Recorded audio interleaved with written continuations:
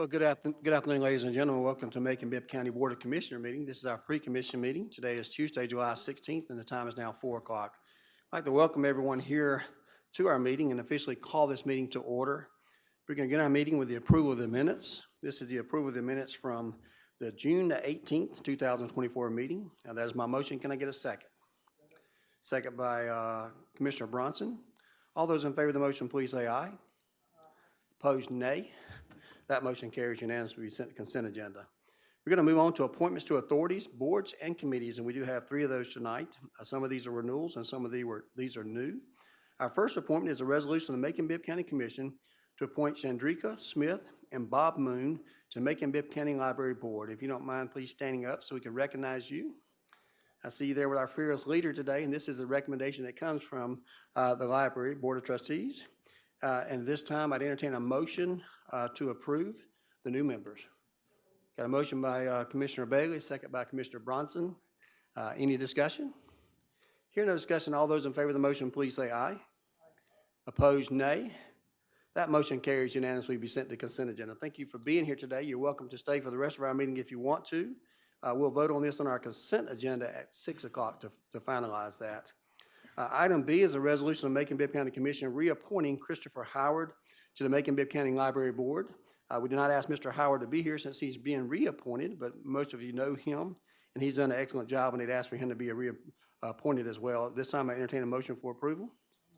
Motion by Mayor Pro Tem Clark. Do we have a second? Second by Commissioner Howell. All those in favor of the motion, please say aye. Opposed, nay. That motion carries and will be sent to consent agenda. Item C is a resolution of the Macon-Bibb County Commission reappointing Kelsey Holland to the Keep Macon-Bibb Beautiful Board. I don't think Ms. Holland is here tonight, but we did not require her to be here since this is a reappointment. She comes to us from a recommendation from the Keep Macon-Bibb Beautiful Board. At this time, we entertain a motion for approval. Got a motion by Commissioner Bronson, second by Mayor Pro Tem Clark. Any discussions? Hearing no discussion, all those in favor of the motion, please say aye. Opposed, nay. That motion carries. Likewise, we set the consent agenda. We have several new alcohol beverage licenses.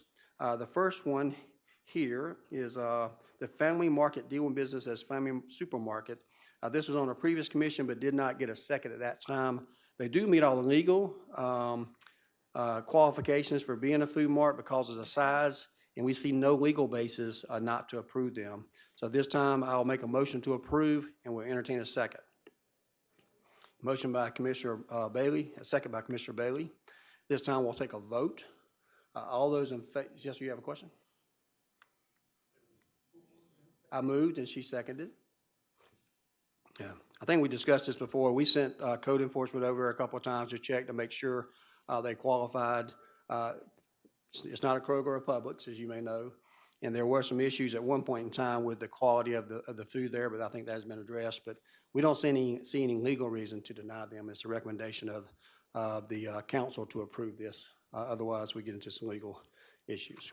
So we do have a motion and a second, and all those in favor of the motion, please say aye. Opposed, nay. Okay, we got 2 nays. That means we have 1, 2, 3, 4. Doesn't pass. Okay. All right. We'll make a motion for attorney's fees to defend that one. Item B is a new alcohol beverage license for Shell Food Mart located at 6369 Thomaston Road. This is a existing building for deli sales, and the legal does recommend approval of this item. You can see that on your screen. So at this time, I'd entertain a motion for approval. Motion by Commissioner Wilder. We have a second. Second by Commissioner Howell. All those in favor of the motion, please say aye. Opposed, nay. That motion carries unanimously. We sent to consent agenda. Item C is a new alcohol beverage license for Bloomfield MGM LLC, which is Extra Mile Chevron Station located at 4987 Bloomfield Road, Macon, Georgia. You can see the picture there on your screen. This is a grocery and food sales, and legal does recommend approval, and they've also met certificate of good standing. At this time, we'd entertain a motion for approval. Motion by Commissioner Bailey. Do we have a second? Second by Commissioner Wilder. All those in favor of the motion, please say aye. Opposed, nay. That motion carries and will be sent to consent agenda. Item D is a new alcohol beverage license for Braddock's Cask and Table located at 347 Cotton Avenue, Macon, Georgia. I think most of you are familiar with that location. It's been a restaurant before. This is a new one, change of ownership. Legal does recommend approval, and they met all the legal requirements as well as a certificate of good standing. So this time, we'd entertain a motion for approval. Motion by Commissioner Howell, second by Commissioner Bronson. All those in favor of the motion, please say aye. Opposed, nay. That motion carries and will be sent to consent agenda. We're going to move on to several installation and dedications that we have on the agenda tonight. You need something, sir? Resolution of the Macon-Bibb County Commission to approve the installation and dedication of a donated plaque in memory of Neva Jones Langley Ficklin. I know that they'll be here for 6 o'clock to make some comments on that as well, but we'd like to go ahead and do this in our committee of the whole to at least start the process. So at this time, we entertain a motion for approval. Motion by Commissioner Bronson. Do we have a second? Second by Commissioner Wilder and Jones. All those in favor of the motion, please say aye. Opposed, nay. That motion carries and will be sent to consent agenda. Item B is the ordinance of the Macon-Bibb County Commission to dedicate that portion of Temple Place off of Womack Street in honor, there she is, right on time, Mother A.B. Jackson, in recognition of her years of service and leadership to Jackson Temple Holiness Church in the Macon-Bibb County community. Appropriation of not to exceed $500 from the general fund balance to Facilities Management Department for the purchase of materials and memorial signage and for all the lawful purposes. This is sponsored by Commissioner Paul Bronson and Commissioner Elaine Lucas. This time we'd entertain a motion for approval. Motion by Commissioner Bronson, second by Commissioner Lucas. Any discussion? Hearing no discussion, all those in favor of the motion, please say aye. Aye. Opposed, nay. That motion carries and will be sent to consent agenda. Item C is a resolution of the Macon-Bibb County Commission to approve the installation and dedication of a bench in memory of Starla Dingler at Tatnall Square Park. This is something that we do at their expense. This is what we use that you see right in front of you there. And at this time, I entertain a motion for approval. Motion by Commissioner Bronson. Do we have a second? Second by Commissioner Bailey. All those in favor of the motion, please say aye. Aye. Opposed, nay. That motion carries and will be sent to consent agenda. Item D is the ordinance of the Macon-Bibb County Commission to dedicate and rename the building located at 688 Walnut Street in honor of William P. Randall in recognition of his many years of service and leadership to the Macon-Bibb County and his community. Appropriation of amount not to exceed $500 from the general fund balance to Facilities Management. The budget for the purchase of materials and signage. This is sponsored by myself and Commissioner Lucas. As you recall, we purchased this building here over a year ago. This building, previously the building downtown on 2nd Street, 2nd Street or 1st Street? 2nd Street was named for Mr. Randall. We did a transfer of that building to the hospital. Therefore, that building may be demolished at a later date. So we want to make sure that we continue to respect the name of Mr. Randall, and we decided to name this. I have been in communication with some of the family members again today and let them know that we will have a later more formal official service for them that they can participate into. Commissioner Bronson, would you like to be heard, sir? Just gonna be added on as a sponsor, please. Yes, sir, we'll do that. Okay, I'll have a motion by Commissioner Lucas. Commissioner Bronson, you'd like to make that second? All those in favor of the motion, please say aye. Aye. Opposed, nay. That motion carries and will be sent to consent agenda. Moving right along to contracts and purchases for approval. Item 6A is a resolution of the Macon-Bibb County Commission authorizing the mayor to execute a lease agreement for 15 parking spaces located at 661 Walnut Street Lane for vehicles authorized to park therein by the county. This is a building right next to, or the parking lot right next to the property that we just saw. This is a renewal of an expired lease that we have there, and I believe it's $45 per space per month right now. So this time we'd entertain a motion for approval. Motion by Commissioner Wilder, second by Commissioner Bronson. All those in favor of the motion, please say aye. Aye. Opposed, nay. That motion carries unanimously, be sent to consent agenda. Item B is a resolution of Macon-Bibb County Commission ratifying the signing of an agreement with ARSJH, Inc., doing business as All South for Roofing Solutions in amount of $230,212.50 for emergency repair services for the Convention Center and the Coliseum. These are repairs that we made on an emergency basis previously, and this is us going back before the commission to ratify the work that's already been done. Did I say that right, attorneys? Okay. This time I'll make that motion. Can I get a second? Second by Commissioner Jones. Any discussions or questions? Commissioner Watkins. Just curious on, just reminding me where the money came from? Or which fund it paid this?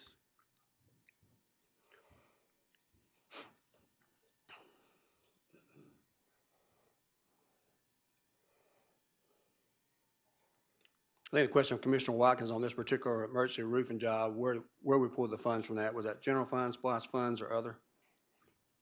I believe it was other funds for this emergency work. Well, I can get you a more precise answer at a later time, but I believe that was the facilities maintenance budget for that work. Okay, I'll wait for Yeah. I'll wait for later. All right. So we do have a motion and second, correct? Ms. Ross, we have a motion and second. Sorry, just getting a message from Julie. Yes, sir, you did. We have a motion and second. All those in favor of the motion, please say aye. Opposed, nay. That motion carries and will be sent to consent agenda.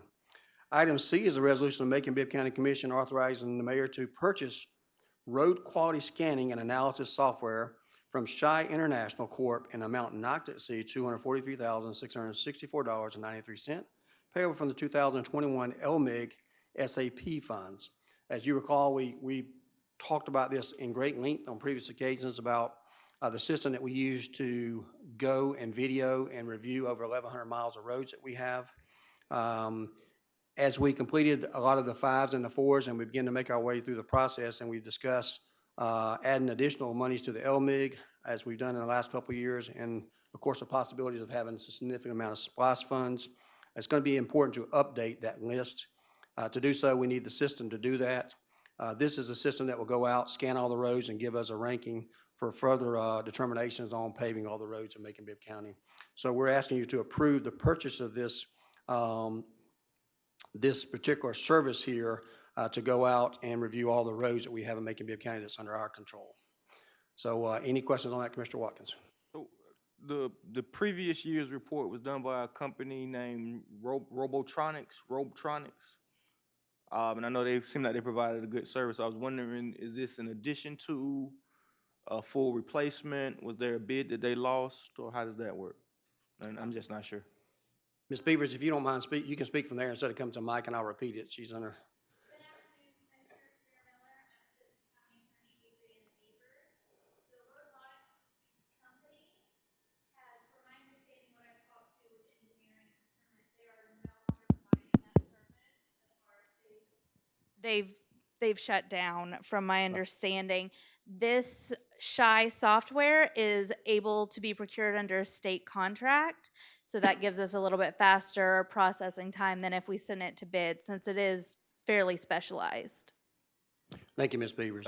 I didn't want to say they went out of business, but I think they discontinued this particular type of service, and this is the most qualified one that we found on the state website, and certainly reasonably priced compared to what we paid for the former company, and the references were very good on this one. So the amount is $243,664. Commissioner Wilder, we'll hear from you. So the main thing we're doing here is updating the roads. We were talking about that last year, that we probably needed an update anyway on the 1s through 5, right? This will do all the roads in Macon-Bibb County under our control and give us a new grade based on removing some of the ones that we did the work on and redoing or updating the ones that we have not completed yet to come up with a list for commission. Great. Still anticipated to be a 1 through 5 scoring system, or does? I anticipate that, but that's just based on my best But that's guess. some They type have a of- rating system, I know that, and But they'll each also be road- doing. But each road or section will be rated A good formally, I mean, similar to how the process was with the old Robotronics. My understanding is going to be exactly like it was before. I just don't know their grading scale. Understand? That's Thank good. you. Well, I appreciate that. Commissioner Bronson? And you probably already addressed this, sir, but how does that work out with the plan that we already have in place for the roads we've already identified? Will that overlap that and we push it back to the right, the military terms push it to the right, or is it If we still? already approved the roads already, then this won't affect that at all. Okay. This will just pick up that list and give it a new grade. Yes, sir. Thank you. Thank you. We need to have a motion to approve. Motion by Commissioner Wilder. We have a second. Second by Commissioner Bailey. All those in favor of the motion, please say aye. Opposed, nay. That motion carries and will be sent to consent agenda. Item D is a resolution of Macon-Bibb County Commission authorizing the mayor to execute an agreement with H&E Equipment Services in an amount of $165,343.90 for the purchase of landfill wastewater pumps to be paid from the Solid Waste Fund City Landfill. We're desperately hoping to get this landfill closed in the next 6 months. This is one of those things that has to be purchased in order to complete that service. County manager was going to speak about this tonight, but that's the basic information that we have. He is attending a class related to landfills right now in another county. So, but this is something we need for the closure. We certainly anticipate having that thing closed hopefully in the next 6 to 8 months. And this is something that we need to do that, and it's coming out of that fund. So at this time, I entertain a motion for approval. Motion by Commissioner Watkins. We have a second. Second by Commissioner Jones. All those in favor of the motion, please say aye. Opposed, nay. That motion carries and will be sent to consent agenda. Item E is a resolution of Macon-Bibb County Commission authorizing the mayor to execute an agreement with One Accord Technologies for the purchase and implementation of 8 Cisco Catalyst 9300 systems for enhanced internet security and stability in the amount of $320,955.04 to be paid from the IT budget systems network repairs and maintenance, software license and maintenance line items. That's a lot of work to say that we're updating our security and stability in our systems based on recent needs. So at this time, we'd entertain a motion for approval. Motion by Commissioner Howell. We have a second. Second by Commissioner Bronson. Commissioner Watkins, do you have a question? Just so we can stay up to speed, it might behoove us to have some type of work session or breakout session on IT and these needs, because it seems like the numbers are gonna be 6-figure each time, and a lot of these words, I don't exactly know what they mean. I assume it's making our system safer, but it's a large assumption based off of little knowledge in how cyber and IT work. So just maybe having the IT director or specialist come in and educate us a little bit on how all of these things go together, because, yeah. Thank you, Commissioner Watkins. We'll take that under advisement. Once we hire an IT director, we'll make sure they're up to speed to come in to handle that for us. Right now, some of these items were already previously requested, and we're just going through the process of awarding the contracts. So they're not all directly related to any issues we may have had in the past, but this is part of our normal upgrade. And then we did budget for this, so it's already in our budget. Yeah, and I guess to the point, like, I don't know what normal is anymore when it comes to IT. Okay. Well, when we get an IT director, I'll be happy to see if there's something we can have out here in the general public for an educational part. Otherwise, we'll take whatever we can do in executive session as necessary. So we do have a motion and a second. We do have a motion and a second. All those in favor of the motion, please say aye. Opposed, nay. That motion carries. Will be sent to consent agenda. Item F is a resolution of Macon-Bibb County Commission authorizing the mayor to execute an agreement with Woolpert, Inc. in the amount of $141,497.21 for the purchase of GIS mapping services for the IT department to be paid from the Capital Improvements Fund, Informational Technology, Machinery, Equipment, and line item. See, like with this one, I'm confident that we did cloud-based GIS mapping, and we paid Isery ArcGIS last meeting 6 figures. And how Woolpert overlays with that, I'm just not sure. But I know we did the cloud-based GIS last meeting. And it cost Ms. a Davis, you whole want lot of money. to talk about it? Yeah.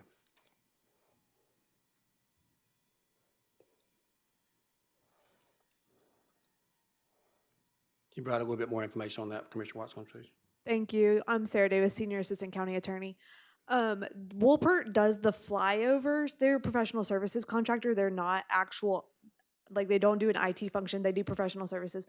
So they'll do our flyovers to get the maps to them, load them onto the cloud. Okay. They make the maps and then the maps go on the internet.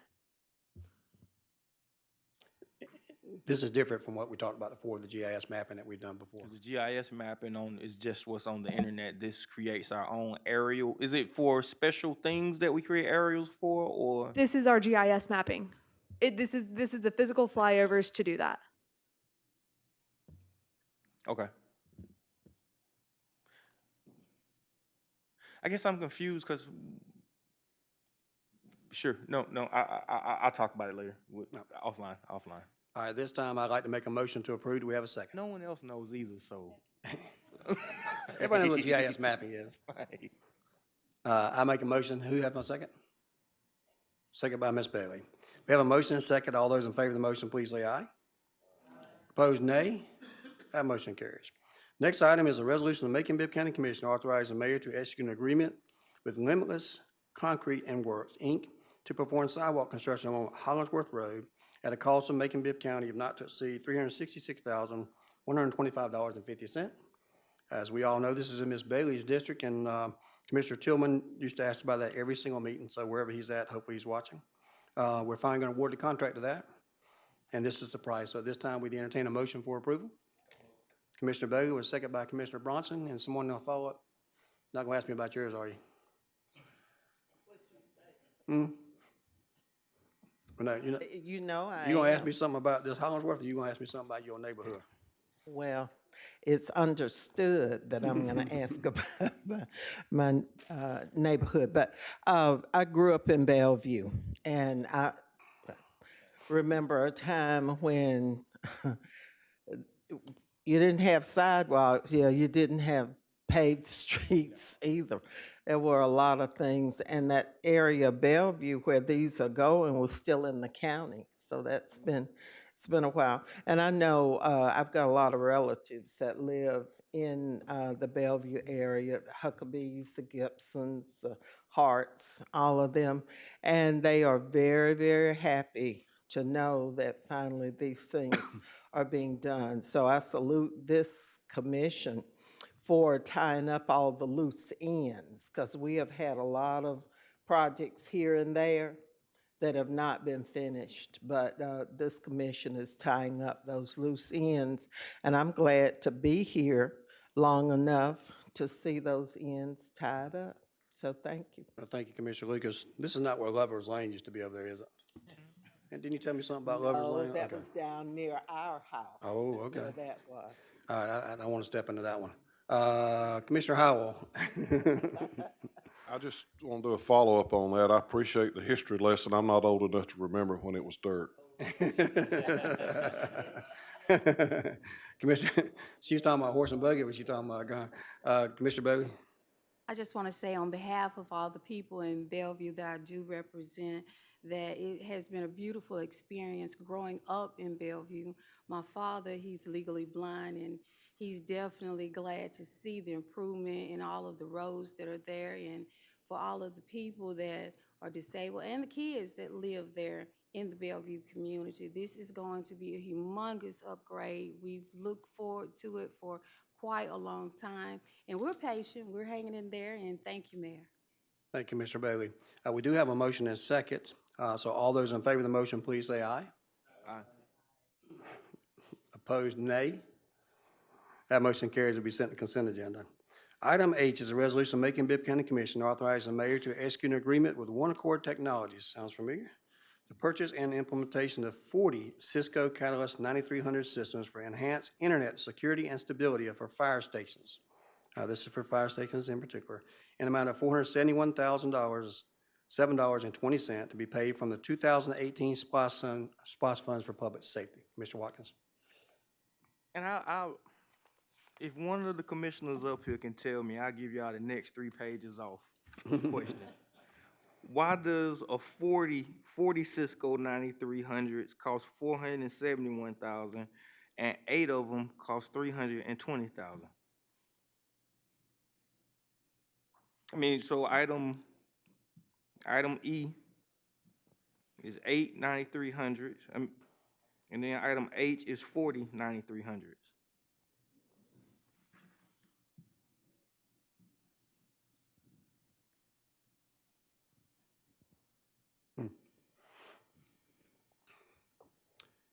Ms. Beavers. Oh, I get to ask more questions. So those are the numbers that were given to us through procurement from IT. I'm not sure of the specific breakdown as far as how much hardware, how much software is going to have to be set up at each location with the fire stations versus in our IT department.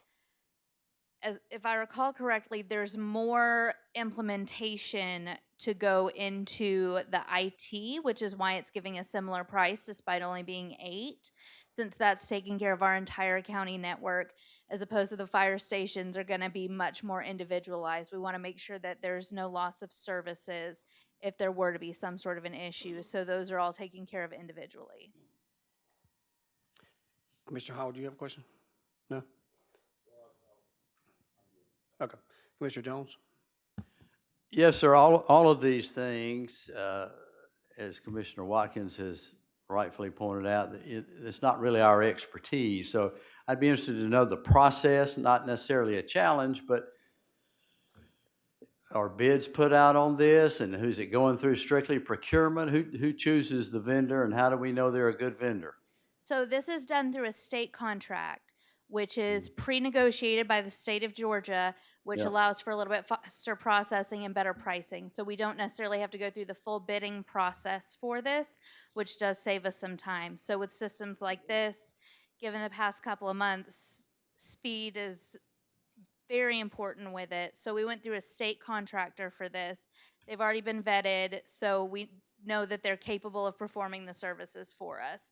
But IT comes in and they may work with procurement to say, we need these, what state contractors are available to do this, or they may come in with a state contractor in mind.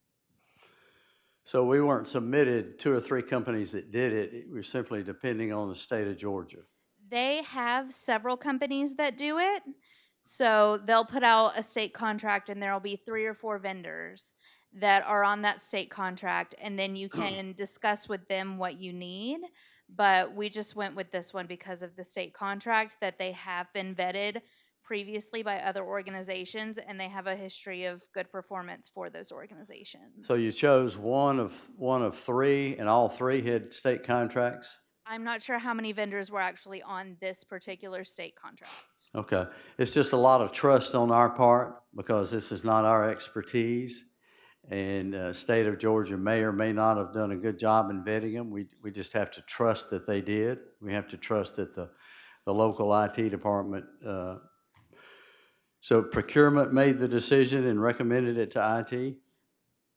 I believe that was a joint decision between our IT team right now and our procurement team. Okay. A lot of trust involved, Mayor. We appreciate the trust, and like you said, it's not within our expertise, but this is vitally important considering what we've gone through recently, and that's why we've got all these items on here. So we trust the state have done their job in vetting these companies out, and they certainly would not be on the list had they not been adequately meeting those over a period of years. So this time, we do need a motion in a second. I need a motion to approve. Motion by Commissioner Bronson. Do we have a second? Second by Commissioner Lucas. All those in favor of the motion, please say aye. Opposed, nay. That motion carries and be sent to consent agenda. Item I is a resolution of Macon-Bibb County Commissioner authorizing the mayor to execute an agreement with Signature Tennis Courts in amount of $364,800 for the resurfacing and repairing of tennis and pickleball courts at John Drew Smith and Randy Stevens Tennis Centers to be paid from the SPLOST 2018 Fund, Recreation, JDS Tennis, property line item. That's a lot to be said. So $364,800 for paid out of the 2018 SPLOST Fund for recreation for the tennis and pickleball courts at John Drew Tennis Center. So at this time, I'll entertain a motion to approve. Motion by Commissioner Jones. We have a second. Second by Commissioner Bailey. All those in favor of the motion, please say aye. Opposed, nay. Thank you. That motion carries and will be sent to consent agenda. I also like to thank you for being there at the press conference, those that could make it, and some of you were online this past week to announce an upcoming tournament there where the cash payout there is over $100,000. We anticipate great participation in there and all the revenue it generates for our community. That's tennis. Yep. We still play tennis and making quite a bit of it. So item J is a resolution of Macon-Bibb County Commission agreeing to participate in the National Kroger opioid settlement for agreeing to be bound by an anticipated memorandum of understanding between the state of Georgia and Georgia subdivisions regarding the National Kroger opioid settlement. Our attorney is before us, and this is something that we're familiar with, so I'll let him further explain the need for the vote tonight.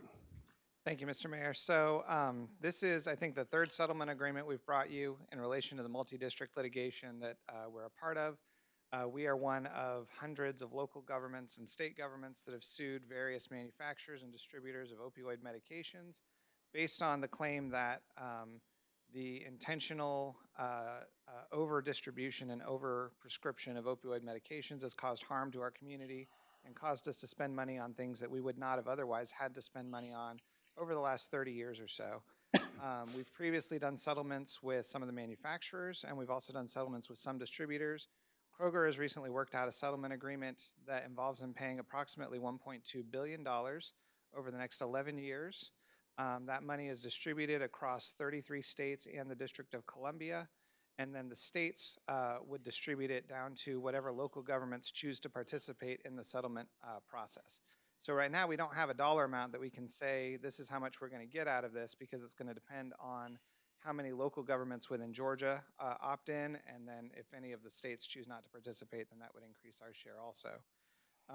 But the court's deadline to join this settlement is in 2 weeks, and so if we do sign up for it, then when the paperwork is all done, there will be some money that comes to us. That money is being monitored by the court, sort of like a grant program. It has to be used in ways that mitigate the effects of the opioid epidemic. Things like buying naloxone or training people on responding to opioid overdoses or things like that. And you know, we'll just have this fund set up just like we do with the prior settlements, where a little bit of money will come in from Kroger each year for the next 11 years to help us pay for some of those costs. Thank you, Attorney McNeil. Commissioner Lucas? Yes, Commissioner Clark and I represent you on the Board of Health, and we have had periodic reports on the incidence of opioid and the numbers of people who are overdosing, and the numbers are really staggering. And we got a report as to what people who sell these things are mixing with the different drugs. And so it is a real serious problem, but the Board of Health has been working over all of this time for remediation. And I believe all of our police officers and firefighters have the drug that they carry with them, where if someone's overdosing, they can administer that. And then they've even gone to the point of training some of the hotel clerks so that because we've had some sites at some of these hotels where there's been a lot of folks who've overdosed. And so those are some of the kinds of things that the health department is working on. And I certainly would encourage our support for this, because any additional funding that we can use to implement this around this community, because just because you don't hear about a problem every day doesn't mean that it's not there. The largest numbers that the health department has seen is younger white males who are overdosing, but younger black males are also significant numbers. So I just want to let you know that there's some efforts underway already by your health department, and this would only supplement what's already going on in the community. Thank you. Thank you, Commissioner Lucas. This time, we'd entertain a motion for approval. So Motion by moved. Commissioner Wilder, second by Commissioner Lucas. All those in favor of the motion, please say aye. Aye. Opposed, nay.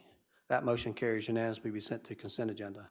We got two items for appropriations tonight. The first one, item 7A, is an appropriation of Macon-Bibb County Commission to authorize the appropriation of up to $225,000 in an American Rescue Plan Act funds to Family and Counseling Center of Central Georgia for the provision of behavioral care health programs.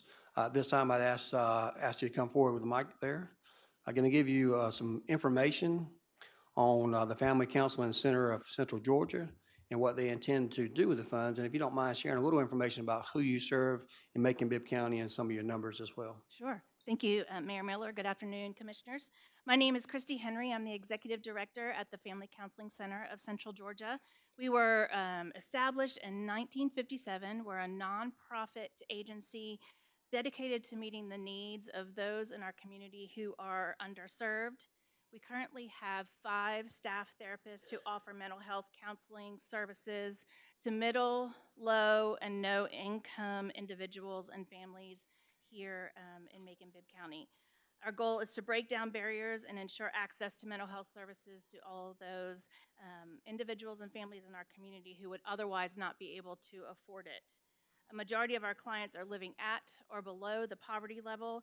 With the inability to pay for these services, 88% of our clients do not pay for services at the Family Counseling Center. We are actually unique in that we offer case management services as well. We know that if an individual is worried about meeting their basic needs, that they are not able to focus on their mental health.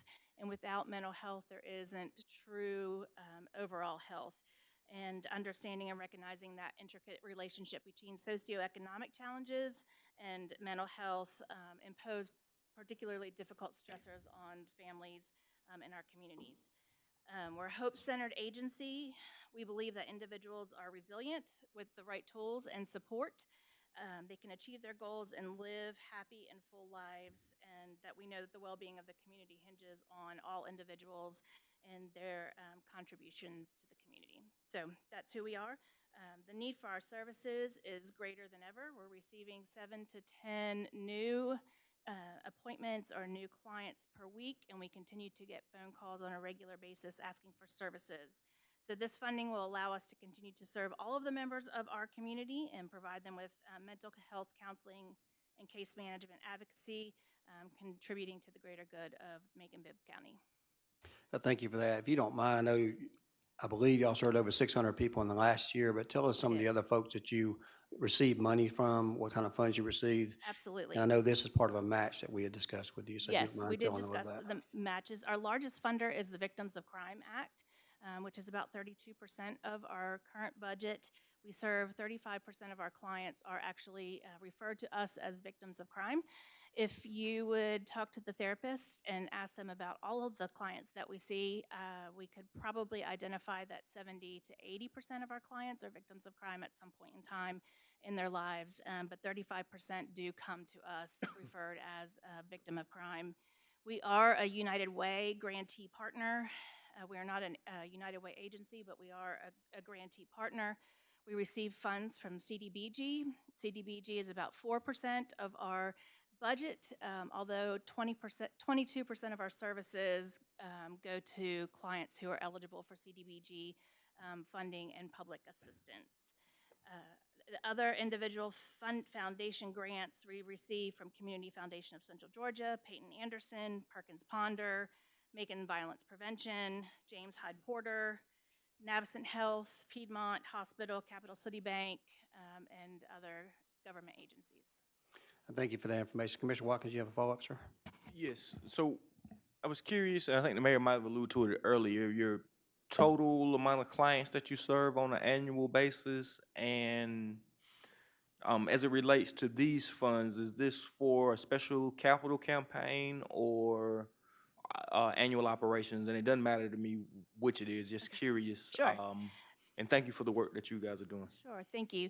So our agency saw over 650 clients last year. We are on target to increase our numbers by 30% this year to meet that growing need. We do have an office here in Macon. It's on Martin Luther King Jr. Boulevard in the Peyton Anderson building.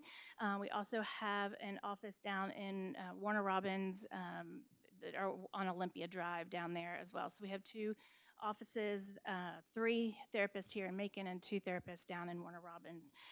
The primary focus for these fundings would be operating. The #1 priority would be to hire a full-time case manager. We've had a part-time case manager that we shared with the Macon AIM initiative. We have realized that we need a full-time case manager in order to refer clients to services.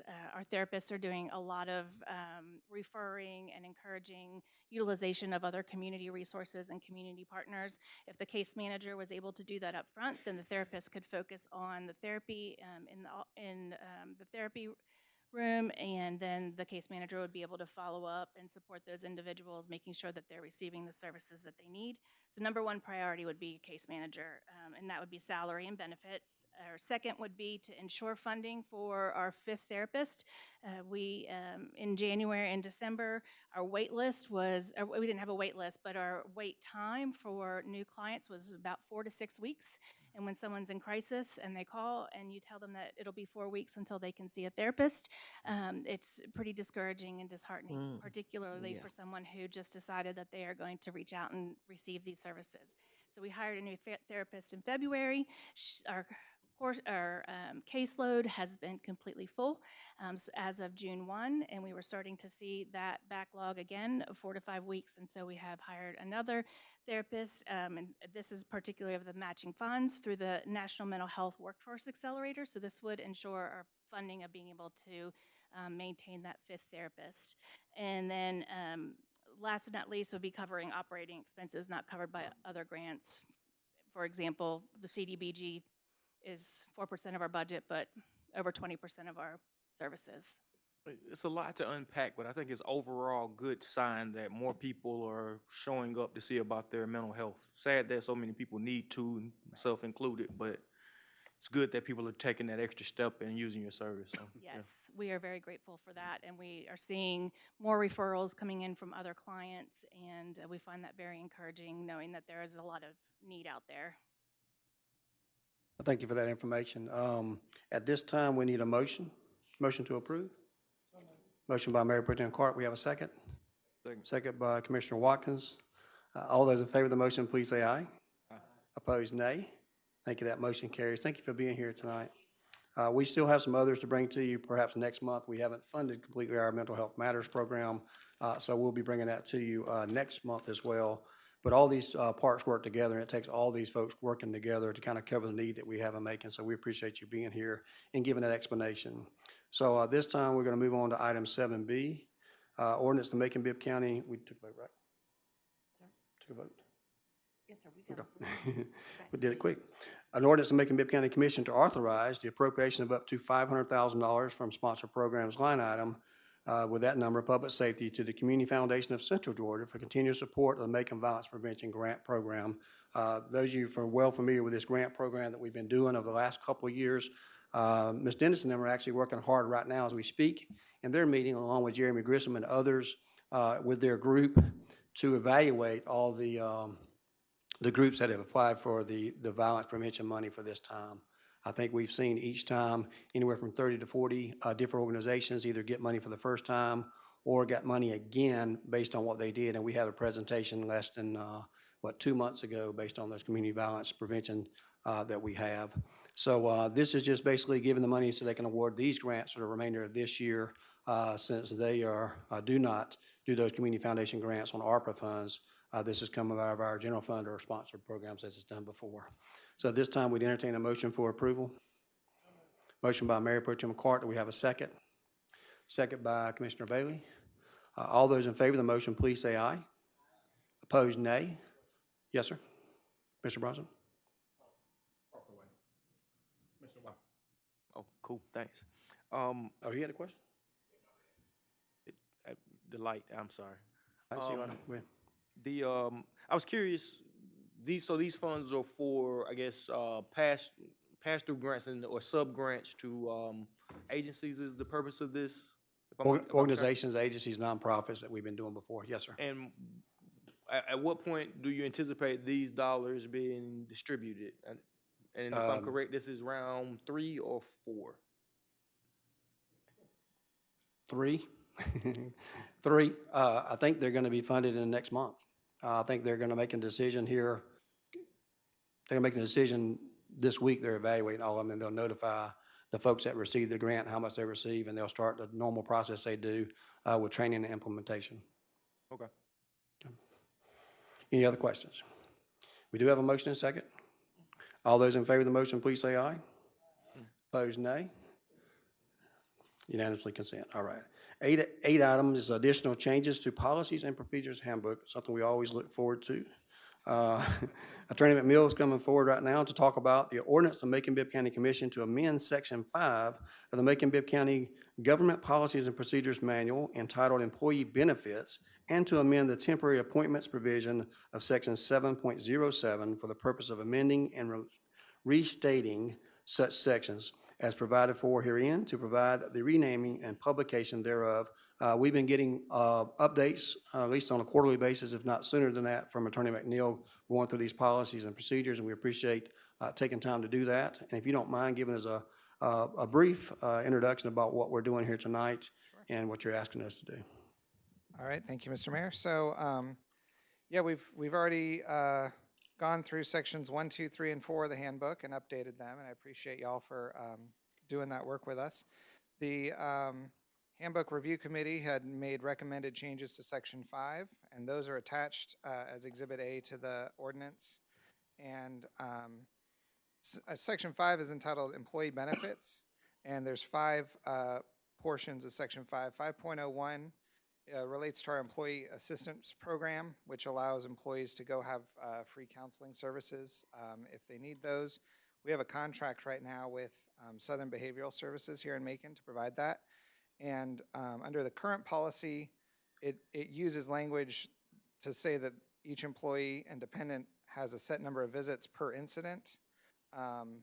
But our current contract with the provider is a little more flexible than that. And so we just replaced that language per incident with just saying it's in accordance with our current agreement with our EAP provider. So that's the only change to that section to recognize that flexibility. Section 5.02 was entitled Employee Service Awards.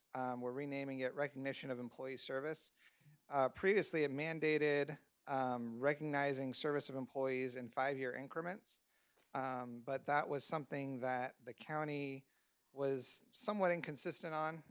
Tried to recognize employees for their longevity, but rather than having a set incremental recognition program, this just encourages generally the longevity and achievement of employees. So not even just longevity, but if an employee has some sort of exceptional achievement, then recognizing that as well.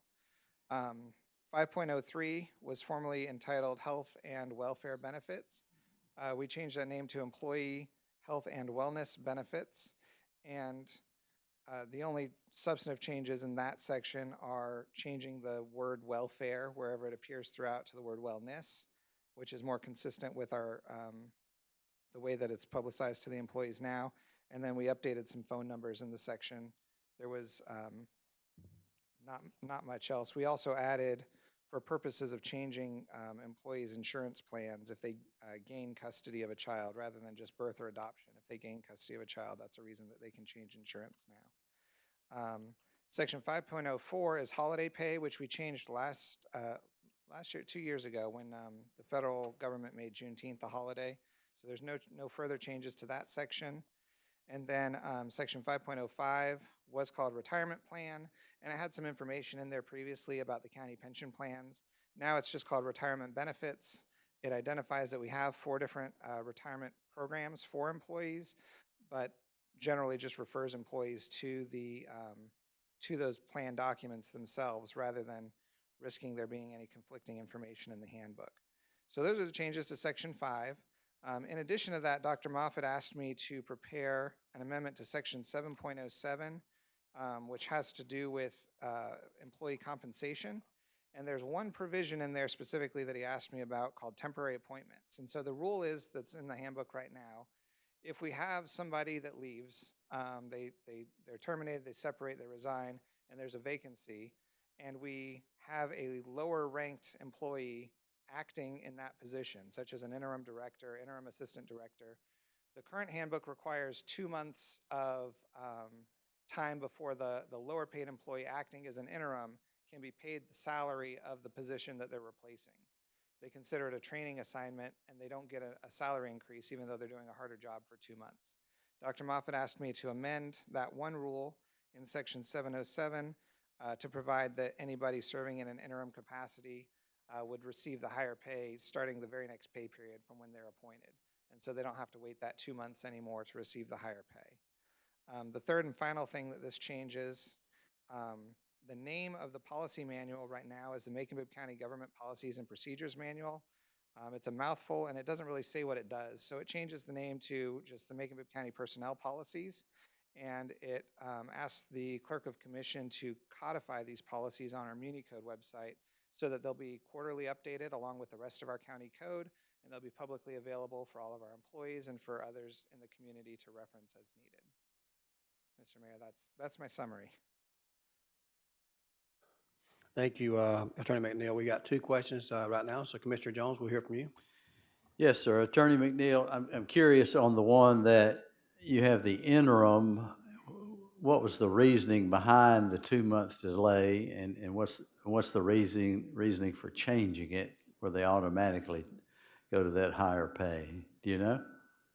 My understanding is that the 2-month delay rule was in place at consolidation, that it's been there since consolidation. And so I don't know historically if there was some event that caused it to be implemented in the first place. The handbook right now refers to it as a training assignment. And so they consider the first 2 months you're learning the job, and so we don't have to pay you like you're doing the job with full skill and ability. But in practice, I think the reason why Dr. Moffitt asked for the change now is when someone is stepping into these roles, they're fully responsible for their, the duties of their new roles, and generally they're performing them competently. And so it's seen, I think, as punitive that you're doing something that's a much higher level of responsibility, but you can't get paid appropriately for 2 months. Yeah, I mean, I can see, I don't know about punitive, but it seemed, what if you had someone who was pretty new as the assistant director, and automatically yes, they are assuming the same responsibilities, but are they fully trained and competent to, it seems like a small waiting period might be appropriate to me. I think they don't automatically assume that role anyway. We determine who's going to be the interim We based fill it, on what right. we believe their qualifications should be. So it wouldn't be just some random person going up to, we had recently we had an interim in our HR department, and we moved Javita up to that position. That was done in-house based on her qualifications and the number of times she's been here. It wasn't just automatically done by the next person in there, and we've done the same thing through IT department. But certainly that was a recommendation that Dr. Moffitt had. Because sometimes, there's differential pay, and this is not exactly the same thing, but sometimes people have to assume more liability and more responsibilities without getting the pay, and we don't want to be in a situation where we're taking advantage of any of our employees. So I'm not sure what the 30, 60 days, if there's another time limit to put on there. But I think this comes over from consolidation, basically how the county did it and the city adopted it. Well, my follow-up question is not questioning whether the person moves, that you randomly pick somebody out of the pack to move up, but if they're named the interim, do they automatically gain the higher pay? They would under this new policy. Up until a time that someone gets permanently filled, they may not get that permanent position, but Right, you're if asking them to do the work of that. If they go back to their prior role, then they assume their prior pay.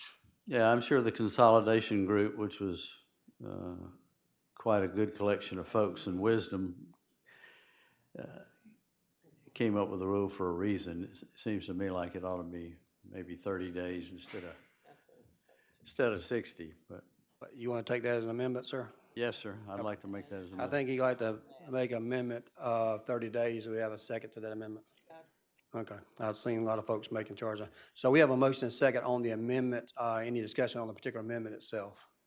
Hearing no discussion, all in favor for the amended 30 days and this requirement, please say aye. Aye. Opposed, nay. Okay, it's amended, and we need to take a vote on it as a whole now. Attorney McNeil? Yeah. Okay. So now we're on the actual amended version, including this entire section. So this time we entertain a motion of approval, item 8A, including the amendments. Can I get a motion to approve? So moved. Motion by Commissioner Bronson, second by Commissioner Jones. Questions on that? Mr. Walker, you have a question? Is there a maximum amount of time a person can remain interim under this, or that's unchanged? Oh, Lord. Duke has been the interim county attorney since 2019. No, there's not. Okay.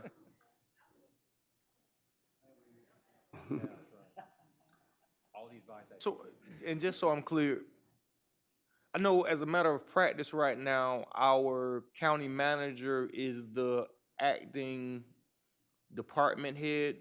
That's not the same as interim, I assume. That's correct.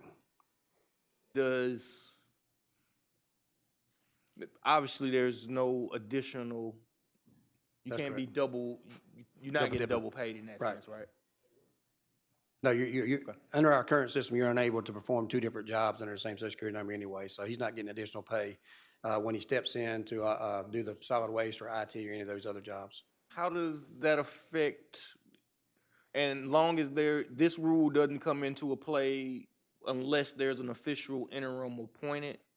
Because I imagine in IT, there's someone who is the number 2 or the second ranking person, but they don't act as interim, or It doesn't come into effect unless someone steps into the responsibility of that acting director and the county manager and the mayor are the people who make those appointments, correct? on an interim basis, yes, sir. Okay. Generally, the county manager. Other questions? Mr. Bronson, do you have a question? Yeah, thank you, Commissioner Jones, for the change in policy. I appreciate that 30-day hit. But no, so main thing is I agree with Commissioner Jones in regards to the 30 days wait. My question was going to end up being more so what would be the reason behind the temporary appointment? And to that point, I think a lot of the concern is more so from a pay scale, from a payroll standpoint. If you have that 30-day deal that allows you, one, for payroll to do what they need to do on their end, and two, if a person is now stepping up for his new role, who's taking over that person's old role? So there's a lot that goes into that particular deal, but that was my concern. I agreed on the 30-day deal. Okay. No problem. So at this time, we do have a motion and a second on the item. All those in favor of the motion, please say aye. Aye. Opposed, nay. That motion carries and will be sent to consent agenda with that change. 9A and B are emergency management agency, both of those. And we have our director there coming up for us. He asked to speak with you for a moment on this particular issue tonight. So we got item 9A, resolution of the Macon-Bibb County Commission authorizing the mayor to adopt the 2024 Macon-Bibb County Local Emergency Operations Plan pursuant to Section 9-4 of the Macon-Bibb County Code of Ordinances. Thank you, Spencer, for being here today. But for the people at home that may not know you, please state your name and your position and say whatever you need to say. Thank you. Spencer Hawkins, I'm the Emergency Management Director for Macon-Bibb County. And we're here today to talk about the update to our local emergency operations plan. We do this every— Mind raising that mic up a little bit so they can hear you at home? Yes? It's a little better. All right. So we update our plan every 2 years, and this plan is our guidebook for how we respond to and recover from natural disasters. There's 2 major parts to this plan, the base plan and the emergency support function annexes. Deputy Director Robert McCord and Special Projects Officer Sophie Rosen led the efforts in revising this plan, and I'd like them to take just a couple of moments to talk about their particular sections and all that went into making this happen. Robert McCord. I'm Deputy Director from Macon-Bibb County EMA. Last year when we started this planning process for the LEOP update, I proposed to Director Hawkins the development of an EMA DEI committee to review our LEOP and propose changes to help ensure that we're planning for our entire community, our whole community. With his support in February, we had our first meeting with our new EMA DEI committee. We had some very candid conversations, and I think we all learned quite a bit about our community in that process. This team has been able to identify a variety of areas where we can improve our preparedness programs. And while we have a lot of work to do to make sure we are preparing for our entire community, this DEI committee is a great first step in that process.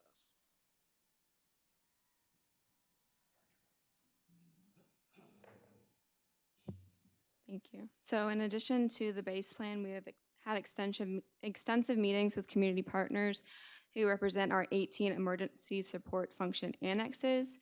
We've been meeting to them to ensure that they understand their responsibilities during all phases of a disaster. For example, one of the annexes is ESF 6, which is mass care. We meet with partners such as American Red Cross, Department of Public Health, and Community Ambulance, and so on, to discuss what organizations handle which mass care responsibilities during a disaster. Since January, our team has met with over 90 individuals from approximately 50 community organizations, including state partners such as Department of Agriculture and Department of Natural Resources, as well as local organizations such as Macon Transit Authority, Middle Georgia Regional Airport, and UGA Cooperative Extension. During these annex meetings, we have worked to reestablish connections and continue the conversation of how we can support one another in the event of a disaster. Thank you. As you can see, this plan is no small undertaking, and we take it very seriously. And so I'm here for any questions. Commissioner Bronson? Hey, thank you guys for the update. Out of curiosity, as always, being one big into public safety and of course emergency responses, what does that partnership look like when it boils down to two entities, right? We have outside of the police department, EMTs and so forth. What does that partnership look like with our National Guard and Reserve units that are here in the city to provide, say, for instance, living area or washing areas and so forth? And then the second part, I know going back to the Mother's Day storm that we had and just how brutal that whole situation was, trying to get trees removed and so forth. Have we thought about or considered probably looking at some of our small businesses in the area that deal with the tree removals and lawn care and so forth to help assist us in that event? To your first point, any work that National Guard or reservists would do would have to be a resource request that we would request from the Georgia Emergency Management Agency for a very particular tasking mission here in Macon-Bibb County. And they cannot do any law enforcement or anything like that. They would be primarily logistics support. So National Guard reserves, that would go through a GEMA resource request. For your question about debris removal, we have independent contracts with debris removal companies and monitoring companies that we work through our procurement department, through the small business office here. We have standing contracts with companies who do this on a national level and who work locally to make sure that we recover from these disasters. For example, in 2017 with Hurricane Irma, we cleaned up and removed and resulted in 100,000 cubic yards of debris after the storm and got that taken care of in pretty short order. Sweet deal.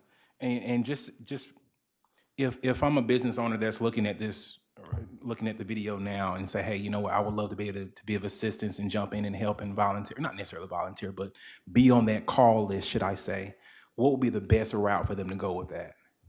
When we put out the RFP, are you talking about debris removal specifically? Yes, sir. When we put out the RFP for debris removal, they can bid. Okay. Just like any other company. Sweet. Thank you. And thank you guys for what y'all do. Thank you, Mr. Bronson. Commissioner Jones? Yes, sir. I didn't quite understand from Mr. McCord about what the recommendation you made to Director Hawkins. Did I understand you to say DEI?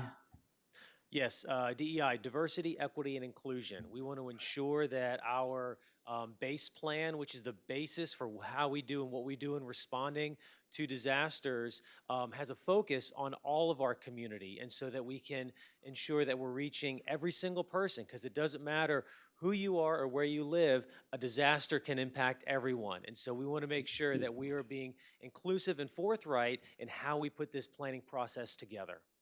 Yeah. I agree with your sentiment, but that's not what DEI means. Everyone should be treated equal at all time, disregarding nationality, color, gender, all of those sorts of things. That should be in place already. That is not what DEI stands for. That's not what it means. We had Macon-Bibb County Legal was on the DEI committee with us. We had several community members of the community on our DEI committee for this base plan focus to make sure that we were being inclusive of everyone in our community, regardless of age, demographic, handicap, or anything like that. Thank you, Commissioner Hawkins. Thank you. Points well noted on both of you. We're not here to debate what any language means, but I appreciate you bringing this forward tonight. This time, we do need a motion to accept item 9A that's been presented to the commission. So at this time, entertain a motion for approval. I have a further comment, Mayor.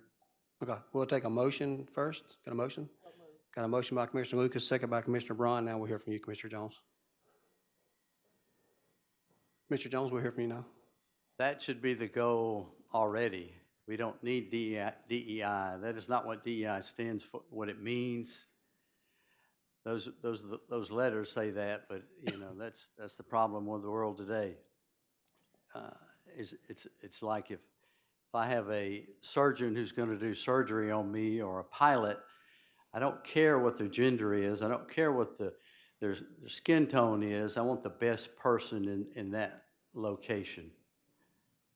So I don't see, where did the recommendation come from, Mr. Hawkins? Not trying to put you on the spot, but. It started, actually came to fruition after Deputy Director McCord attended the DEI course offered by Macon-Bibb County Human Resources.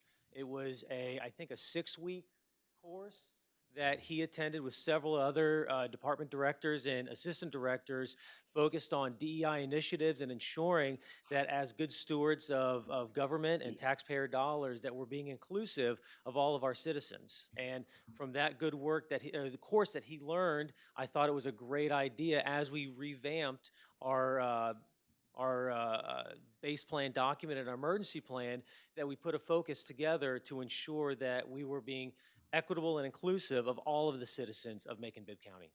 That should be our goal already. We don't need DEI.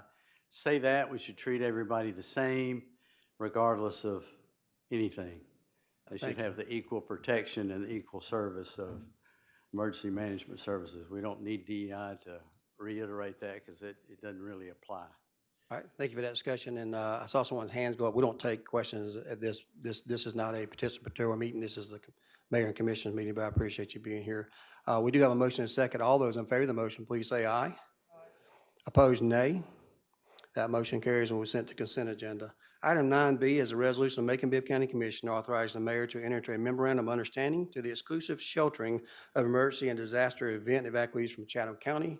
That's authored through our EMA director. This is what we customly do when people have a tornado, hurricane, et cetera, from Savannah. This specifically details the ones from Chatham County, and Macon serves as that location to shelter those in need. So at this time, I'd like to make a motion to approve. Can we get a second?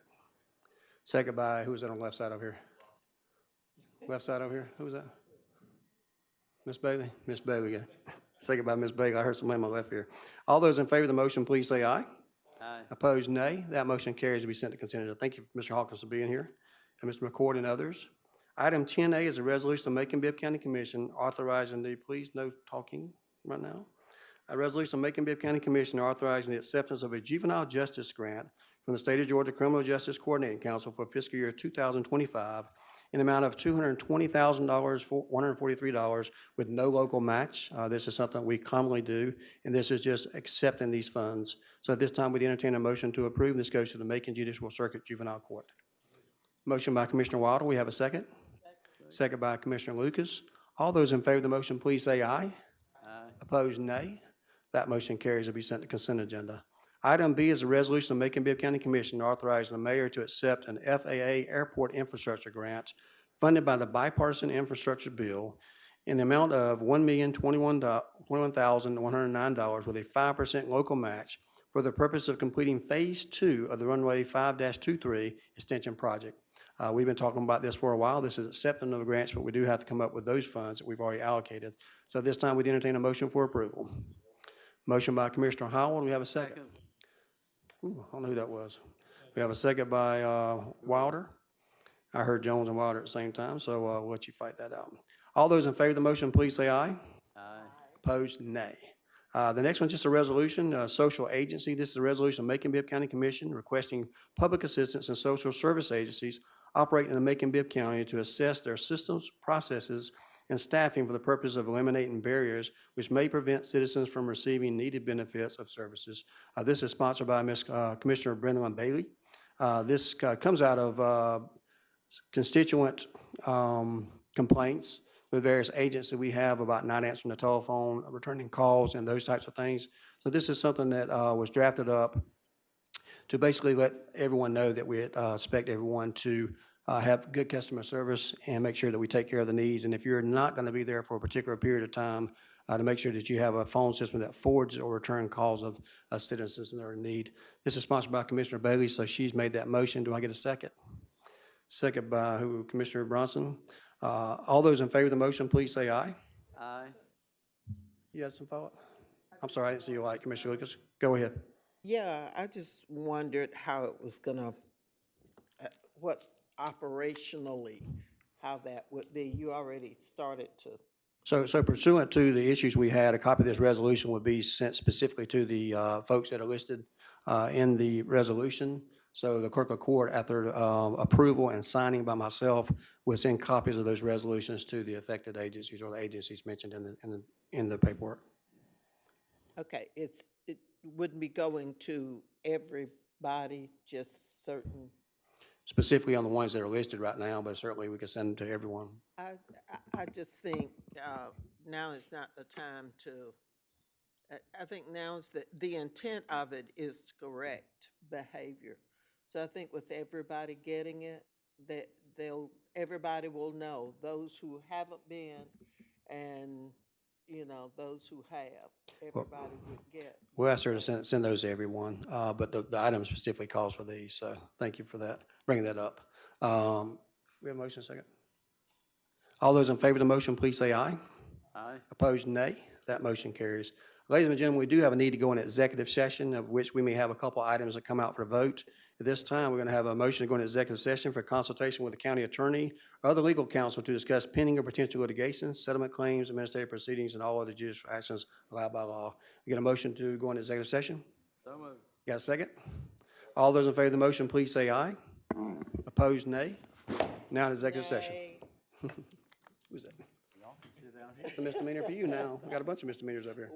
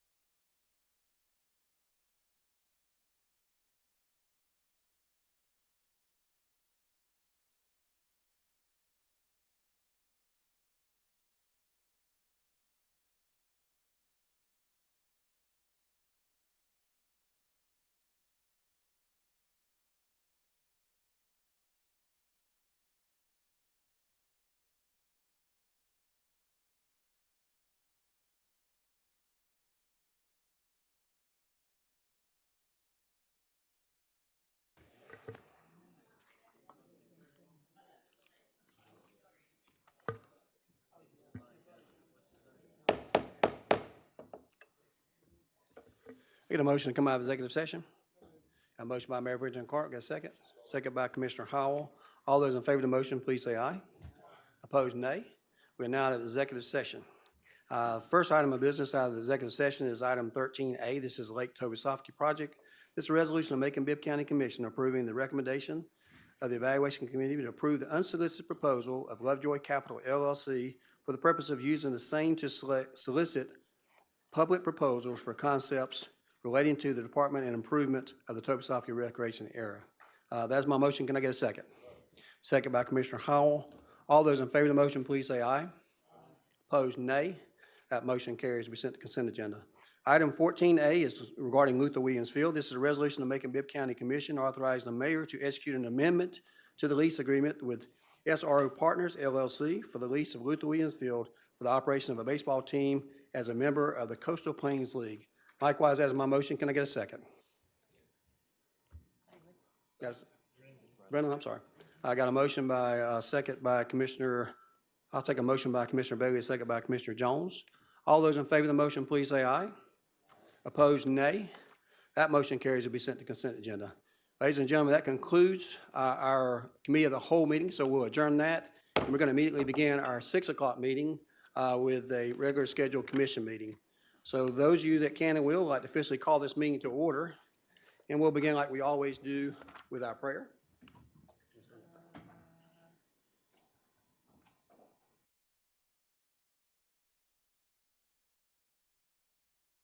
Good evening. Thank you for being here. If you don't mind identifying yourself and who you're with, and we'll receive your prayer, and then we'll be followed by the Pledge of Allegiance. Let us pray. Heavenly Father, we come before thee thanking you for another day, Lord, that you have blessed us, another day, oh God, that you have let us live. And for that we say thank you. And Lord, we worship you today in spirit and in truth. And Lord, I'm so honored to come before such a cloud of witnesses as we have before us. One that you have put in place, oh God, to rule and regulate over your people. Lord, I pray as they go into this meeting today, I pray, oh God, that they will think about you and that we are to follow the way Christ did with his people. Lord, I pray, oh God, that everything will be done decent and in order. Lord, I pray that you will order their steps in your word. And Lord, we'll give you honor and we'll give you praise. And I pray that they will make right decisions concerning your people. And Lord, then we can say that we have done as Christ has asked us to do. And this will be our prayer for today. It's all in your Son, Jesus' name we do pray. And all the saints of God say amen. Amen. Thank you for being here tonight. I pledge allegiance to the flag of the United States of America and to the republic for which it stands, one nation, under God, indivisible, with liberty and justice for all. Thank you. You may be seated. Mr. Mayor, she didn't hear you. She is Minister Barbara Griggs with the Spirit of Ruth Ministry.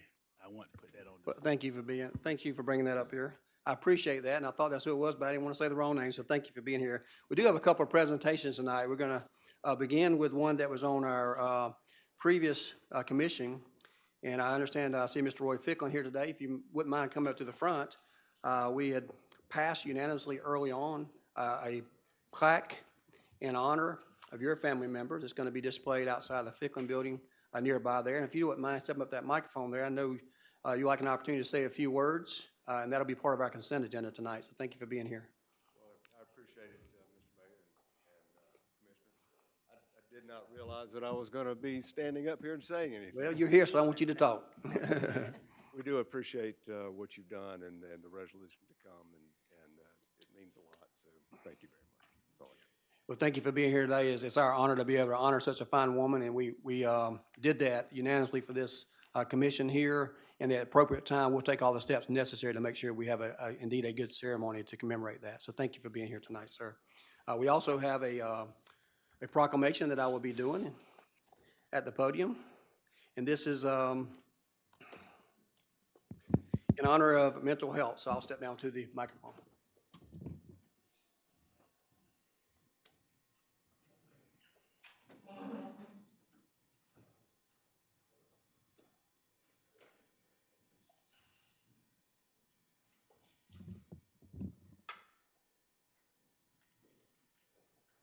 you don't mind, we'll have our mental health experts come up to the front here. Thank you for being here today.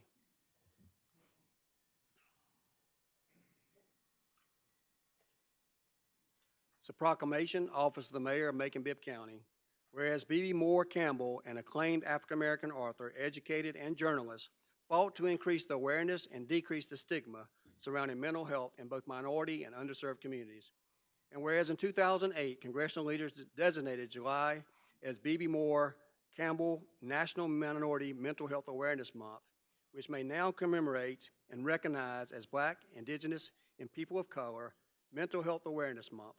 Whereas the prevalence of mental health conditions in BIPOC populations is due to, but not limited to, the historical and generational trauma associated with systemic and institutional racism, acculturation, isolation, religious intolerance, stereotyping, and rejection, all of which must be opposed on every level. Whereas it is imperative that all Maconites work together to defeat the stigma, beliefs, attitudes toward those living with mental health conditions so that more individuals will take the necessary steps to attain that care they deserve.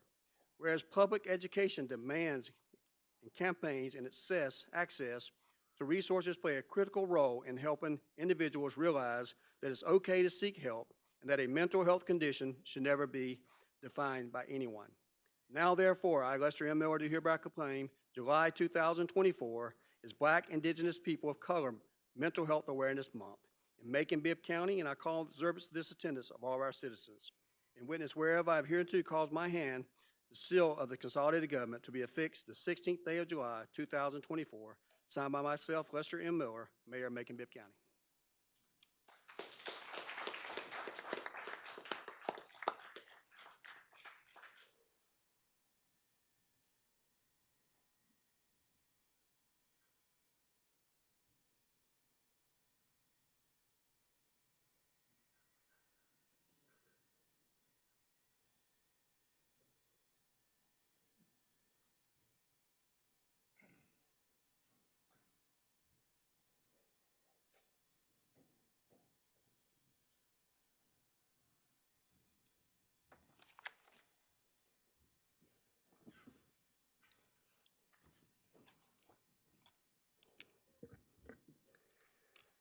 All righty, we'll return back to our approval of the minutes. This is the approval of the minutes, item 5A. This is the approval of the minutes from our June 18th, 2024 commission meeting. I get a motion to approve. Got a motion by Commissioner Wilder. We have a second. Got a second by Commissioner Jones. All those in favor of the motion, please say aye. Opposed, nay. That motion carries. This is the time we have public comments on the agenda items. Let me verify and see if we have any of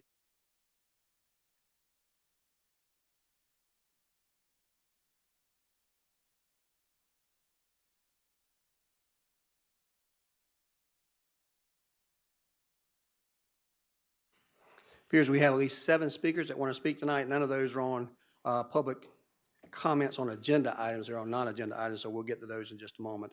We have several items that were handled on our commission meeting previously today. Those are consent agendas items A through FF, including the 2 items that we just discussed out of executive session. That does remove item E, which is a alcohol license that we have on Houston Avenue that is not part of this agenda. So at this time, we entertain a motion to approve the consent agenda as published with the exceptions of item A. I get a motion to approve? Motion by Commissioner Wilder. We have a second. Second by Commissioner Jones. All those in favor of the motion, please say aye. Opposed, nay. That motion carries, and thank you very much. Now we're going to begin with our public speakers. If you don't mind, limit your comments to 3 to 5 minutes. We will look for anybody that's duplication and ask you to reduce your time if multiple people want to speak on the same item. And as always, we want you to approach the microphone there, speak directly into that microphone, and your time will begin to run as soon as you begin to speak. The first person to speak is Stacy Jenkins and Linda Miller. Is 2 people? Either one of those people here tonight?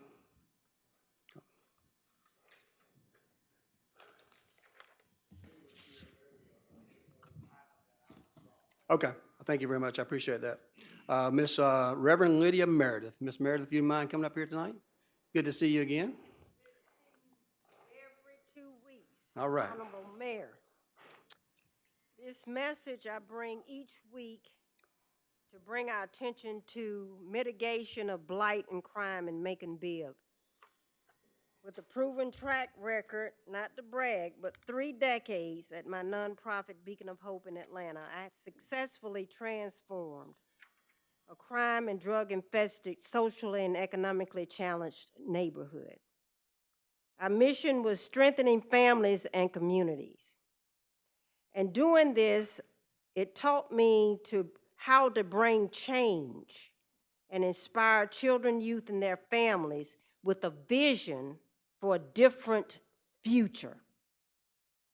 It takes dollars to transform blighted communities, especially historic communities like Cherokee Heights, communities that need camera policing, improvements to streets and sidewalks, including speed bumps to attract developers and not drug dealers, redevelopment for eyesores like Tom's Food Mart and Cherokee Center that bears the name of the historic district.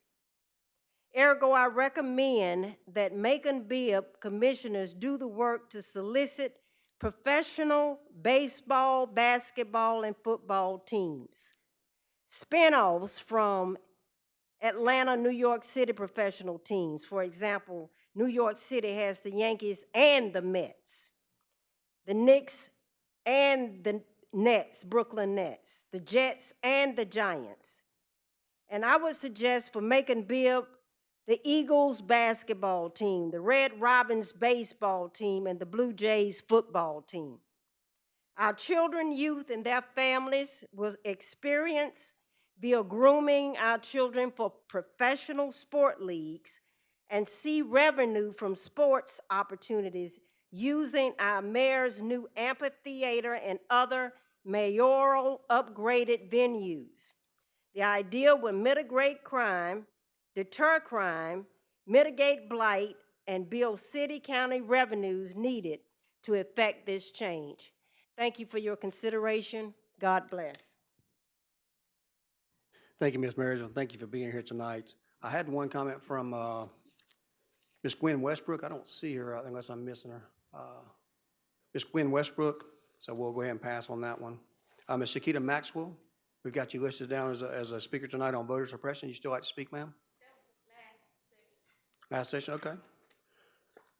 Ms. Stephanie Roberson, okay. Thank you for being here tonight, and I appreciate your patience, and we'll hear from you. Take your time. If you don't mind speaking to that mic, and I know you want to speak on information dealing with handicap, those that suffer a handicap. I do understand that you had an issue earlier, and I think our Department of Community Affairs Director has been speaking with you as well. Yes. Okay, well, your time begins now, ma'am. Thank you very much. Okay, thank you. I come here as the late Reverend Body of Macon. I'm his daughter-in-law, and I'm also a homeowner. I purchased a home on Antioch Road, which is considered a blighted home. I purchased this home in 21, and as being handicapped, I'm a homeowner, I'm a business owner, I'm a registered nurse, I'm a mother and a grandmother.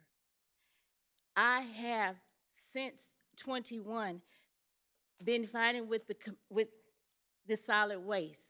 I have come down here, I have paid my taxes, and my problem comes of the misinformation that is given to follow up to resolve your problems. I went today, as of went last year, to separate my solid waste bill, which I do not have because that home is a blighted home. I still have on my tax record a $900 bill. I went and they said, well, go to Popular Street.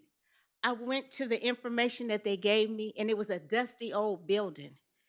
Now, I'm with a walker. When I went back and I showed her, they said, well, I tell you what, I was given the address of 563 Walnut to go and speak to the mayor. I didn't make this up, sir. I want to be here in Macon. I am retired, and I am trying my best to get this home taken up to par. But if I'm fighting constantly with solid waste who do not return their calls, who do not follow through on emails, and you're still saying that I owe $1,100. $1,100 may not be a much for a lot of people in here, but when you're on a fixed income and you're trying to make a vision out of something, I have a nonprofit myself. It's called Angel on the Go. And what I do is I care for people who need care, who do not have family to care about them. I grew up myself as a father. My father raised me, and my father taught me to be of service, and that's what I'm trying to do. But it has been more than difficult when I do not get the assistance that I reach out to from the commissioners, from the, the solid waste department, and you get ran around. And the straw that broke the camel's back is I met your father, sir. Mr. Miller, he's a very nice man. He's the one told me to come and speak here at the city council. You know what we had in common is we both were parents. We both are veterans. My sons, I have 3 active duty children, 2 in Texas and 1, my daughter is in securities in Air Force. I'm a mother of 8 and a grandmother of 11. My evenings, I should not have to been, when they told me just walk over there and go to the city hall and you can talk to the mayor and he'll help you. That's why I'm here. When I got there, your security that you had there laughed at me and thought it was the funniest thing. Ain't nobody gonna talk to you. You better go take your little crazy self back. Go get out of here. That's not how you, I said, stop right there. I'm gonna leave it at this. When I walked out the building, I called my son and FaceTimed him. Because let me explain to you, the reason I'm on a walker is because as a registered nurse in the emergency room, I was kicked in the head by a patient who was high on PCP and it caused me to have seizures. That's why I'm on a walker. That's why I have arthritis in my spine and I can't stand up. I was beat by a 450-pound man high on PCP and thrown against the wall and have brain. That's another issue. But to be welcome to say, and then for these gentlemen to say that they reached out to all, I've called FEMA, Georgia, and FEMA said somebody can help me try and get the solid waste man. They said, no, you gotta forget it. I am in cancer treatment. I have no business driving from Columbus to try and get this matter resolved because I can't get anyone over an email or a phone with all this technology. And then even as I came down the stairs, out of just decency, I shouldn't have to carry my walker down this stair. It should be accessible to everyone. Your guard sat right there and watched me walk past him with a walker. Why wasn't I assisted? Why don't you make the handicapped feel welcome? Thank you. Thank you, ma'am. Thank you for being here tonight. Next person wants to speak, Ms. Jackie Glover. Ms. Glover?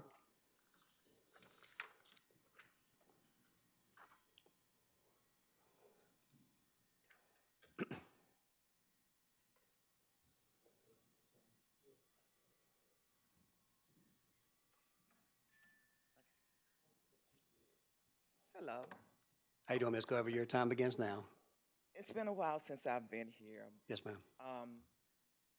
We're still having issues. Part of our issue, I would tell you, paratransit is for people like me who are disabled, senior citizens, people who are on dialysis, all of these kind of people. Well, the last few weeks, we've been, not all of the buses, but a good majority of those buses have been hot, no air condition. And within the last week, last 2 weeks, I had somewhere that I needed to go, and the buses were so late because they were having problems with the bus. I couldn't even go to the appointment I wanted to go to because I had another one where I was in charge of at 1 o'clock, and I had to be there in order to orchestrate it. Now,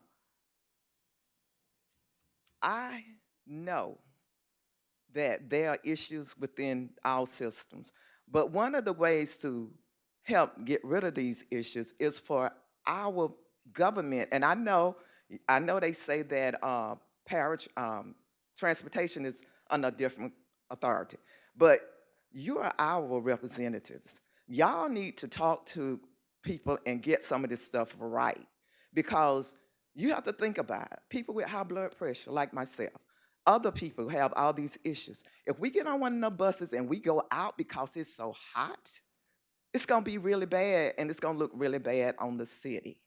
Okay? Now, paratransit is a good thing, but we need for it to be ran properly and um, we need to be taken care of. Just like the young lady said before, you're dealing with disabled people, okay? And contrary to what a lot of people think, they think a lot of us disabled people, we don't do nothing, we ain't did nothing. I have worked for years. I pay taxes, on property taxes, and everything. So I feel like some kind of way I should get some kind of help from our government. We need to look at ways to develop things so we'll be better and everything will be better. A lot of us are riding now. I can't drive no way. But a lot of people that are riding paratransit, we are riding paratransit because it's safer for the city if we don't get in a car and try to drive. So it's better for y'all and it's better for us if we don't try to get on drive a car. So I mean, I think y'all need to actually look into what's happening with our transportation. It really needs to be looked at because it is hard to get up and you're supposed to be somewhere and they don't get to your house until after the time that you should be there. Throw your whole schedule out. I know a lot of people look at it as if, oh, y'all ain't working. But hey, just because I'm not working in your sense of working, I am working. I help people all the time. I mean, that's a constant with me. I constantly get phone calls, and I've gotten phone calls about transportation because people have been told that they won't go into Lizella. That's one that I get constantly, and I keep telling them, y'all need to call your representatives. But evidently, I get these call backs where these people are telling me, well, they say there's nothing they can do, but they pay taxes. I know it's Lizella, but Lizella people pay Bibb County taxes. I mean, we are all we all have work. And I'm not saying all disabled people have work, but a lot of times the ones that haven't worked, it's not because they don't want to, it's because they are physically not able to. And I even, like I said, I've worked even while I've been disabled for years, you know. But a lot of people can't do that. A lot of people don't have the ability to do it. Then they come to people like me and we go hunt up services for them. And a lot of the services that I finally wind up recommending to people, most of them are not in Macon because the people in Macon are not helping us in the way we need to be helped. They're not really interested in helping these people the way they need to be helped. And it's a constant. And it's not gonna go. And a lot of y'all, okay, y'all doing good right now. But you know what? You never know. You never know what's gonna happen to you. Because believe me, I never thought I would be blind and not able to work like I wanted to. Thank you, Ms. Glover. You never know. Thank you. Mr. Wade Horton, you want to speak on transportation issues, sir?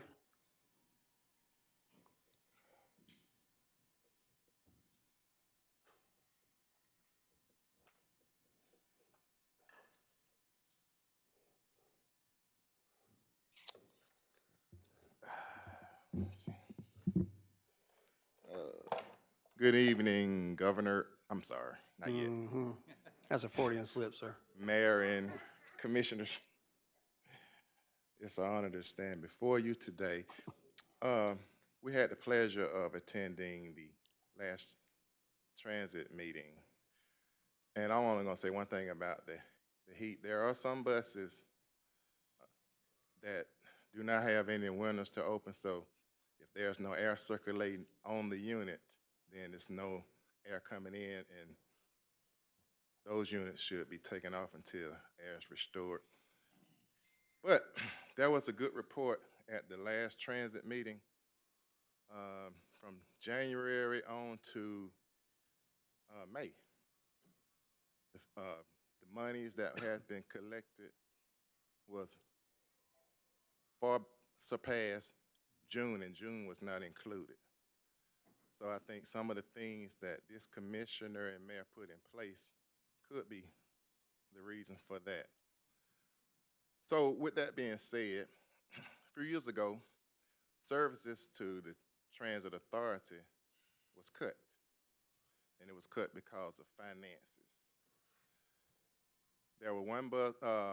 There used to be 30-minute increments on the bus routes for fixed route people. Now they have to wait an hour. So I think it'll be a great time to restore that bus back so that our citizens would not have to stand out in the heat or in the cold or whatever temperature it is to wait. 30 minutes is much better than an hour. And especially if you missed the bus because it came early, then you got to wait additional time. Also, during the C.J. Ellis administration, the hours of operation before was until 7 p.m. until he secured federal funding to extend it to 11 o'clock. And his reasoning for doing that is because it would help people who needed to go to third shift, a way to get to work, and by the time they get off, the buses should be running again. This also was reduced because of the same reason, because of funding. And now the service is Monday through Friday to 9 p.m. And on Saturdays, it is until 6 p.m. When Mayor Ellis extended the services, it was Monday through Saturday until 11 p.m. So many things are happening, great things that you guys have done, and the city is growing, but transportation is not. Access for many people is the same as it was probably in the 70s. Bus routes have not expanded to areas. Well, I take that back. I don't want to tell something. They did expand the bus to North Macon, to some of those shops out there, which is a great thing to do. But there's so many more things in Bibb County that people would like to be exposed to. 1 minute, sir. Now, there's a video that you can look, and it says from the CEO, says that for every dollar spent, there's a $4 return. And that federal transit is not a waste of money. And the reason he said that was because they was trying to find out how much it costs to operate empty buses. So I say all that to say, the majority of the money that comes for operating these buses come from federal funding. There is this very, very small percentage that come from bus fares. And in light of what we said about such a good outlook on the finances, that even more solidified the fact that we did not need bus fares, and I appreciate the Mayor and Commission for that. Thank you. Thank you, Mr. Horton. Concludes the speakers that have asked to speak tonight on agenda and non-agenda items. You see you have your raised your hand, sir?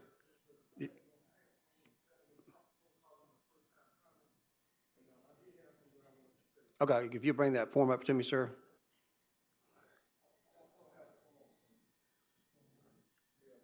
Okay. Can you tell me what you want to speak on, sir? Okay. Sure. Just if you don't mind, I'll let you fill out a form in just a moment. Go to that microphone, sir, and just speaking of that, tell me who you are and what you want to speak on, and we'll give you 3 to 5 minutes as well. My name is Antiguous Burks. I'm a citizen of 131 Lindsay Court, Bloomfield, right here in the Macon area. And I represent not only myself, but many other concerned citizens in the area. I'd like to give a special thanks and honor to the whole county commission here, and to you, Mayor Miller and Mayor Pro Tem. And for the ones who didn't say thank you, I want to say thank you. But I do have some major concerns that I would like to address. First is hygiene.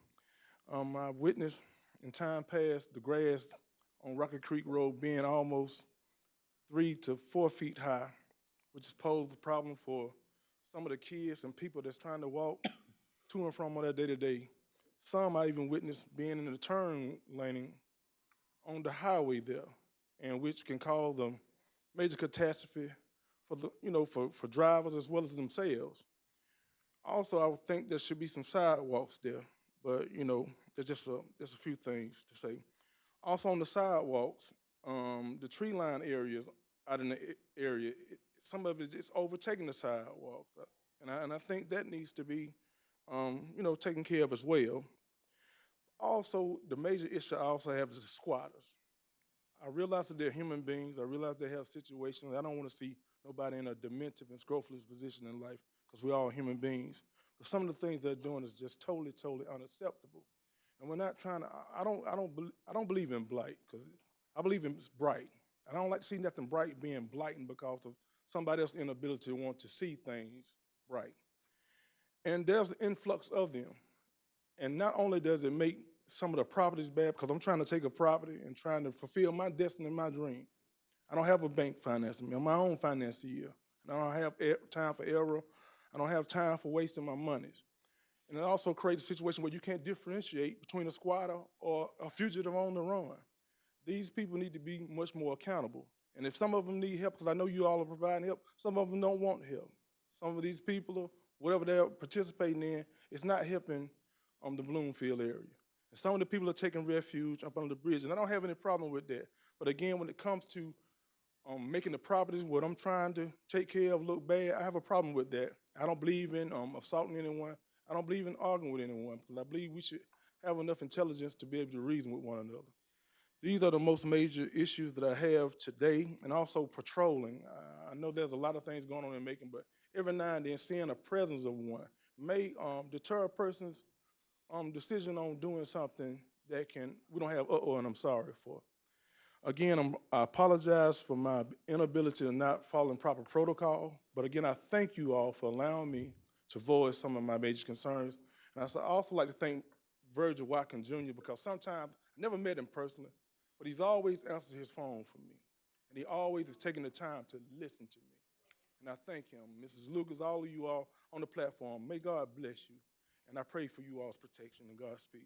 Thank you, sir. Thank you for being here tonight. But if you wouldn't mind, fill out one of those forms. That way we can address any of these concerns. We'll be able to get in touch with you, sir. Definitely do that. Yes, sir. Thank you for being here. Any other comments from speakers tonight? If not, this does conclude our business tonight. Remind everyone, we do have a ribbon cutting for an expansion of the library at the Macon Mall tomorrow. The new location there is opening up, so that is at 10 o'clock for those of you that like to attend there, right across near the Board of Elections and next to the Mayor's Literacy Alliance and next to Planning and Zoning. So until our time brings us back together again, this meeting is hereby adjourned.